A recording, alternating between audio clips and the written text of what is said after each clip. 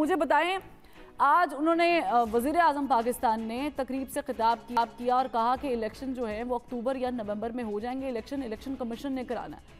ठीक है, election commission ने कराना है, लेकिन अभी भी कंफ्यूज क्यों है आप लोग? अक्टूबर में अगर आइन के मुताबिक जाएं, आपकी 13-14 अगस्त को जब असेंबली ख़त्म होती है, मुद्दत पूरी होती है, तो 2 महीने के लिए केयर टेकर सेटअप आएगा, उसके बाद अक्टूबर में इलेक्शन हो जाएंगे। ये नवंबर अक्टूबर का क्या चक्कर है? बिस्मिल्लाहिर्रहमानिर्रहीम। फरवा, ये कोई ऐसी बात तो नहीं है इसमें। तो अब देखें, ये महीना ये तो तय हो गया कि 14 अगस्त तक हमारी हुकूमत चली जाएगी, ये तय हो गया। अब ये क्योंकि इलेक्शन कमी, अगर तो 2-4 दिन पहले असम्बली ख़त्म हो जाती है तो 90 डेज, या आइन का हिस्सा है, कोई हमने कोई नया तो नहीं निकाला। आइन में ये प्रोवाइड किया हुआ है, और इसमें फ़र्क क्या है 60 दिन में या 90 दिन में? देखिए ना, पहले दिन से यही बात। और इलेक्शन कमीशन का भी आपने हवाला दिया था अपनी बात में। हालांकि इलेक्शन कमीशन ने तो 8 अक्टूबर ही अनाउंस किया था, वही डेट्स आज भी डिस्कस हो रही है, अक्टूबर या नवंबर की डेटें। तो इसमें तो कोई ऐसा कन्फ्यूज़न नहीं है। देखिए, हम अपने वक्त पे हमारी हुकूमत चली जाएगी और नई हुकूमत जो भी इंटरिम गवर्नमेंट है वो आ जाएगी। इलेक्शन कमीशन ने ही इलेक्शन करवाना, यही कानूनी और आईनी पोजीशन है। सर, इलेक्शन कमीशन ने, सर मैं माजरत चाहूंगी, इलेक्शन कमीशन ने तो इलेक्शन पंजाब में भी कराने थे, डेट भी आ चुकी थी, तब आप लोगों के पास पैसे भी नहीं थे, सिक्योरिटी भी नहीं थी। कौन सी डेट आई? मान लिया कोर्ट ने बाकायदा तौर पे कहा सर मई में इलेक्शन होने दे, डेट सुप्रीम कोर्ट नहीं डेट नहीं आई। इलेक्शन कमीशन ने कोई डेट नहीं दी थी। पहले थोड़ा मैं आपको इसमें तस्हीह कर दूं, मेरे नॉलेज में नहीं है कि इलेक्शन कमीशन ने तो 8 अक्टूबर की डेट दी थी। चले, अगर और कोई मुझे फिर ये बता दें कि अगर आप कहते हैं कि नवंबर में हो जाते हैं इलेक्शन, अक्टूबर में नहीं होते, नवंबर में हो जाते हैं, तो मैं यही सवाल आपसे करती हूँ, 1 महीने की वैसे तो कोई वजह नहीं है, लेकिन 1 महीना डिले की भी तो कोई वजह नहीं है ना। मतलब ये तो साफ यही लग रहा है कि किसी शख्स की वापसी के लिए हाथ पांव मारे जा रहे हैं, और वो जब आ जाएंगे तो नवंबर तक शायद 1 महीने में कोई कहीं से अलादीन का चिराग निकलेगा और फिर सब चीज़ें बेहतर हो जाएंगी नून लीग के लिए। फरवा, ये आप बात का बसंगड़ बना रही हैं। ये तो हमारे आइन में प्रोवाइड है कि अगर असम्बली, ये तो हमारा राइट है ना, इतना हक तो हमें दें कि हम चाहें तो वक्त पे असम्बली डिसॉल्व हो जाए। उससे पहले सर असेंबली तोड़ने का हक, सर वजह असेंबली तोड़ने की भी तो कोई वजह होती है ना शेख साहब। ये अभी वजह तो यही है ना कि अब डिपेंड करते हैं ना, इलेक्शन कमीशन कितने दिनों में इलेक्शन करवा सकता है, मशवरे से ही होता है ना सारी चीज़ें। मुल्क चलाना है, इस तरह नहीं कि असम्बलियाँ तोड़ दो, पंजाब की असम्बली तोड़ दो, PTI ने तोड़ दी, पहले वो कौमी असम्बली से निकल गए, फिर KPK की हुकूमत तोड़ दी। उससे रिजल्ट क्या निकला? क्या इंतशार फैलाना, मुल्क में इंतशार करना, या यही मकसद था? देखिए ना, यही जो हमारा टर्माइल रहा, जो पॉलिटिकल टर्माइल, हम आगे भी नहीं बढ़ सके। IMF को भी कहा गया कि नहीं, आप कर्जा नहीं दें। ये क्या चाह रहे हैं? मैं ये समझ रहा हूँ कि मिलजुल के चार्टर ऑफ इकानमी की बात हम पहले दिन से, किसी भी मैं प्रोग्राम में आपके आया हूँ या किसी भी चैनल के, सब हमारे लीडर्स भी एक ही बात कर रहे हैं कि चार्टर ऑफ इकानमी का उसके बगैर नहीं गुजारा। देखिए बात चले ठीक है, चले मुल्क की तरक्की, या तो हम इंडिविजुअल बात कर लें। जी जी जी जी ठीक है शेख साहब, ये चार्टर ऑफ इकोनॉमी तो होना चाहिए, बिल्कुल होना चाहिए। फिरदौस आशिकवान साहब, आपकी भी पार्टी ठीक है वजूद में तो आ चुकी है, आप लोग इलेक्शन भी लड़ेंगे, तो मुझे बताएं कि अगर हुकूमत इलेक्शन लेट करती है, 2 महीने की बजाय 3 महीने का केयर टेकर सेटअप लगता है, नवंबर में जाता है इलेक्शन, आप लोगों को मसला तो नहीं है? या इससे आगे भी वैसे जाने की बातें हो रही हैं, उस तरफ मैं नहीं आती, लेकिन आपको मसला तो नहीं आपकी पार्टी को? बिस्मिल्लाहिर्रहमानिर्रहीम। फरवा, पहली बात तो ये है कि ये एक ख्वाहिशात में मबनी, तवक्कुआत में मबनी, उम्मीदों के साथ जुड़ा रोड मैप नहीं होता। जो पाकिस्तान का आइन है वो एक इलेक्टोरल प्रोसेस का बेसिक फंडामेंटल प्रिंसिपल तय करता है, और उसके तहत जो भी सिटिंग गवर्नमेंट है उसको अपनी मुकर्ररा मुद्दत में ऑटोमेटिकली, अगर वो वक्त से पहले अपनी असेंबली डिज़ोल्व करते हैं तो 90 डेज़, अगर वो टाइम पूरा करते हैं तो 60 डेज़। इस पर तो कोई अबाम नहीं है। लिहाजा वज़ीर आज़म अगर ये बात करते हैं तो कोई एहसान अजीम नहीं करते इस कौम पे कि जनाब मैं उन्होंने कोई अजीम खुशखबरी सुना दी। ये आइन की बाइंडिंग्स है, रिस्ट्रिक्शन है, ऑब्लिगेशन है, हर हाल में इसको इसी तरह होना है। हाँ, इससे ये फ़ायदा ज़रूर हुआ कि जो बहाम, जो गैर यकीनी सूरत हाल, जो असम्बलियों की मुद्दत एक्सटेंड करने की जो राम कहानी मार्केट में चल रही थी वो दम तोड़ गई, और लोगों के अंदर ये जो एक चहमगोइयाँ जन्म ले रही थी कि ये शायद इसी पार्लियामेंट से कोई आईनी कवर लेके इस असेंबली की मुद्दत को एक्सटेंड करेंगे। तो आज वज़ीर आज़म ने उसकी नफ़ी करके जो सियासी अदम इस्तेहकाम था और इस्तराब था उसको मुस्तहकम बनाने में एक अहम रोल अदा किया है। मैं ये समझती हूँ कि ये इम्पोर्टेंट स्टेटमेंट है।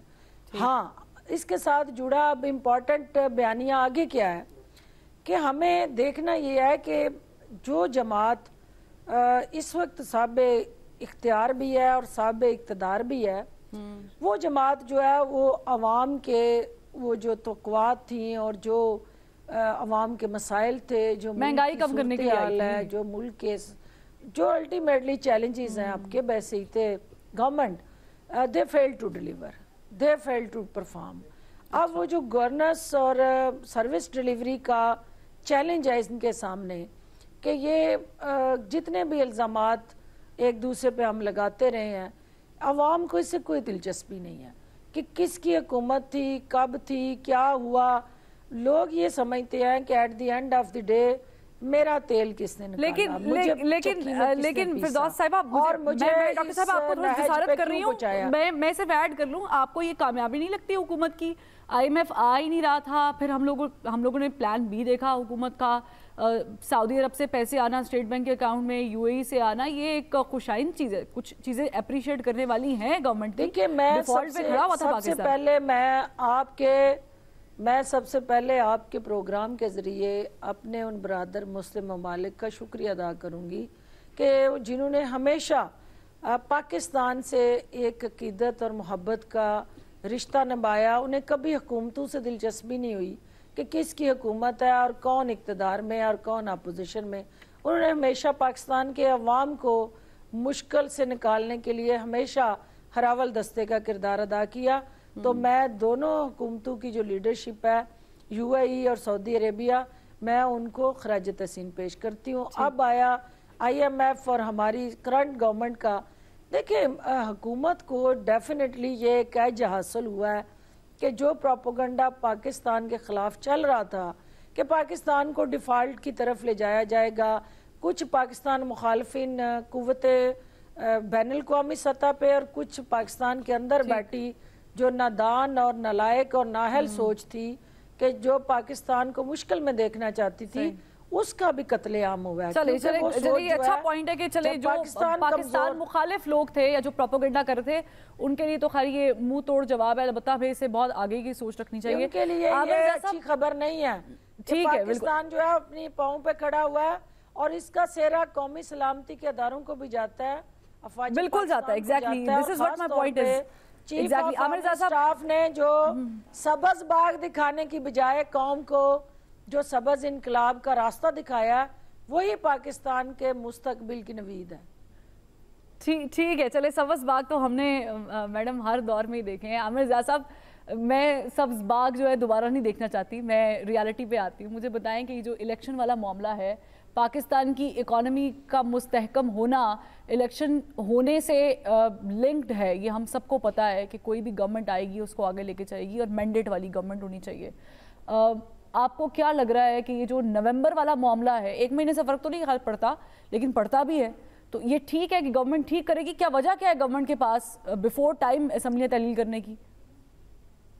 देखिए, ये सही कहा। इससे पहले जो मुझसे गुफ्तगू कर रहे थे नून लीग के दोस्त जो थे, कोई फर्क नहीं पड़ता इस चीज से कि इलेक्शन 60 दिन में हो 90 दिन में हो, क्योंकि यहाँ तो लोग डरे बैठे थे कि खुदा ना खास्ता इलेक्शन आगे ना चले जाएं। तो ये बड़ी अच्छी बात है। जो मैं समझता हूँ कि जो मुस्बत बात हुई है वो ये कि वो कह रहे हैं जी असेंबलियां मुकर्ररा वक्त पर डिजोल्व हो जाएंगी, और जब डिजोल्व हो जाएंगी या उनको डिजोल्व कर दिया जाएगा, जो भी उनका फैसला करती है आखिरी दिन में, जाहिर है हुकूमत का अपना ऑप्शन होता है, ये वो कार्ड खेल सकते हैं। जैसे होता है ना कि जब आप टेस्ट क्रिकेट खेलते हैं तो अपनी मर्जी की विकेट बनाते हैं आप, तो उसी तरह ये अपनी मर्जी के हिसाब से डिसाइड करेंगे कि जी हमें डिजोल्व करना है या हमें ऑटोमेटिक उस आखिरी दिन तक लेके जाना है। तो ये इसमें बड़ी बात नहीं है। लेकिन जो मुझे बड़ा दिलचस्प बात लगी आज शहबाज शरीफ साहब की जो गुफ्तगू सुबह जो तकरीर दोपहर को हो रही थी, वो बार बार जो आपने भी इसमें दिखाया क्लिप के, जी उन्होंने कहा एस्टेब्लिशमेंट की साजिश के जरिए जो है वो PTI आई थी। ख्याल में एस्टेब्लिशमेंट का तो इनको बहुत शुक्रगुजार होना चाहिए, क्योंकि एस्टेब्लिशमेंट ने जो एहसान अजीम किया है, और वो पिछली एस्टेब्लिशमेंट हो या नई एस्टेब्लिशमेंट हो, दोनों की मैं बात कर रहा हूँ, कि उन्होंने खुसूसन नून लीग पे जो इहसान अजीम किया है उसकी तो मिसाल नहीं मिलती है। नवाज शरीफ साहब को जेल से निकलवा कर बाहर भिजवाने में उनका किरदार था, और ये सब कोई छुपी हुई बात नहीं है। ज़ाहिर है कि उन्होंने जो किया ये समझा कि जी हमारे मुल्क के लार्जर इंटरेस्ट में है, और उसके बाद फिर ये बिल्कुल फैक्चुअल बात है कि इमरान खान साहब को बड़ा उन्होंने सपोर्ट किया। फिर ये भी फैक्चुअल बात है कि उस सपोर्ट को विड्रॉ किया, और जब वो सपोर्ट विड्रॉ हुई तो एक जो हाइब्रिड रिजीम की हम बात करते थे जी, पीटीआई प्लस एस्टेब्लिशमेंट है, तो वो अब हो गया है पीडीएम प्लस एस्टेब्लिशमेंट। तो अच्छा, दुनिया में हर जगह पे सिविल और फौजी क़यादत जो है वो मिलके चलती है। हाँ, किसी भी एक मुल्क पेज की होता है। कामयाबी के लिए, किसी भी मुल्क की कामयाबी के लिए बहुत जरूरी होता है कि आप एक कहते हैं ना डायरेक्शन में दोनों तरफ की लीडरशिप जो है उसको पुश कर रही हूँ, तो वो चीज हुई है। लेकिन ये जो हमारा, मैं देखता हूँ कि नून लीग के दोस्त जो है, खुसूसन शरीफ खानदान, वो घूम फिर के जब उनको मौका मिलता है कि वो एस्टेब्लिशमेंट पे, लगता है उनको अभी तक एतमाद नहीं है। हालांकि एस्टेब्लिशमेंट ने ये साबित किया, जितना लीवे उन्होंने शरीफ खानदान को दिया, 3 बार निकाले गए, तीनों बार फिर एस्टेब्लिशमेंट ने उनके लिए जगह बनाई। ठीक है ना, वो जो हमेशा वो दूध का जला हुआ छाछ भी फूंक फूंक के पीता है। नहीं तो वो तो बेचारे, मतलब है एस्टेब्लिशमेंट तो बिल्कुल माइल बकरम है उन पर, ठीक है ना। लेकिन आप याद करें, इतना सख्त केस था परवेज मुशर्रफ साहब के जहाज की हाईजैकिंग का, एक वो फैक्चुअल केस हुआ था ये। क्या आप आर्मी चीफ का तैयारा कह रहे हैं बेशक भारत में लैंड कर जाए, लेकिन आपने देखा कि उसके बावजूद जो है नवाज शरीफ साहब को उन्होंने फिर आगे आके उन्होंने उनकी जगह बनाई, उनको इजाजत दी 3rd टाइम प्राइम मिनिस्टर बनने की। लेकिन फिर ये हुआ कि वो जैसे ही बने, उन्होंने फिर फौज को अपना मुखालिफ समझा, फिर फौज को अपना दुश्मन समझा। इसके नतीजे में उनकी हुकूमत गई। तो अब बात ये कि जब ये बार बार ये चीज रिपीट करते हैं ना कि एस्टेब्लिशमेंट, हमारी एक पता नहीं क्या एक वो वजह बन गई कि एस्टेब्लिशमेंट को, चाहे हिज़्ब इख्तिलाफ हो चाहे हिज़्ब इक़्तिदार हो, किसी भी दौर की, वो एस्टेब्लिशमेंट को जरूर घसीटती है। बात ही कि आप एस्टेब्लिशमेंट को उसका अपना काम करने दें, ठीक है ना। और वो अगर आप पे एहसान ना करते, मेरे ख्याल में तो ये बहुत बड़ा एक तरह का वो है। नहीं आमिर साहब, बिल्कुल ये जो पॉइंट है, मैं चाहूंगी मैं शेख साहब को भी इसमें इन्वॉल्व करूं। शेख साहब, बड़ा अच्छा पॉइंट आमिर साहब ने उठाया है। 2018 के इलेक्शन में धांधली हुई थी, उस वक्त की इस्टेब्लिशमेंट ने ज़ाहिर की थी। ये मैं नहीं कह रही हूँ सर, मेरा कद तो इतना नहीं है, वज़ीर आज़म साहब कह रहे हैं। पकड़े उस वक्त की इस्टेब्लिशमेंट को, आप लोगों के पास सबूत हैं, लेके आए कटहरे में उन लोगों को जिन्होंने इस्टेब्लिशमेंट, जो भी लोग थे जिन्होंने भी धांधली की थी, चाहे वो सिविल थे, कोई थे या नहीं थे, सर लेकर आए, आपकी गवर्नमेंट है। फरवा, आप आमिर ज़िया साहब ने बड़ी अच्छी बात की। देखिए, तमाम दुनिया के बड़े मुल्कों में इस्टेब्लिशमेंट और हुकूमत एक पेज पे होते हैं, मिल के होंगे तो मुल्क तरक्की करेगा। ये जो हमारे यहाँ रिवाज हो गया है ना कि हम इस्टेब्लिशमेंट की मुखालफत में शायद समझते हैं कि वोट बैंक हमें मिल जाएगा, ऐसी बात नहीं है। मैं 30 साल से इलेक्शनों में हूँ, लोग भी यही चाहते हैं कि मुल्क में अमन रहे, मुल्क जो है तरक्की की राह पे जाए, मुल्क को, लोगों को फ़ायदा पहुँचे, यहाँ पे तालीम हो, यहाँ पे रोज़गार का मौके मिले। तो ये बात अब ख़त्म हो गई। देखिए ना, ये इसमें कोई शक नहीं कि जो 2018 का इलेक्शन हुआ, मैं सब इलेक्शनों में खुद मैंने देखा है कि उसमें ज़रूर फेवर की गई, लेकिन इस बात को अब ख़त्म कर देना चाहिए। अब हम जो इलेक्शन कंटेस्ट करवा रहे हैं, सबको मौका मिले, फेयर इलेक्शन। सर मैं नहीं कह रही हूँ, मैं तो खत्म कर, सर मैं आपको बता रही हूँ कि सर मेरा तो इतना कद ही नहीं है। तो वजीर आजम साहब अगर बार बार इस चीज को कोट करेंगे कि इस्टेब्लिशमेंट की मिली भगत से 2018 में आरटीए सिस्टम बैठा, धांधली हुई, तो फिर मैं बाहैसियत सहाफ़ी ये सवाल करूंगी कि सर अगर सबूत है तो पकड़े। नहीं, आपका दुरुस्त है, सवाल आपका दुरुस्त है, मैं सवाल पे इतराज़ नहीं कर रहा। मैं ये कह रहा हूँ कि ये बातें अब हम सबको छोड़ के ना मुल्क की तरक्की की बात करनी चाहिए, आगे बढ़ना चाहिए। ये मामला जो है ना, क्योंकि अभी नई इस्टेब्लिशमेंट जो भी अभी इस वक्त है, वो तो उन्होंने, उनका वज़ीर आज़म साहब ये भी कह रहे हैं कि उनकी वजह से हमें IMF का प्रोग्राम मिल रहा है, उनकी वजह से ये सऊदी अरेबिया ने $2 बिलियन दिए हैं।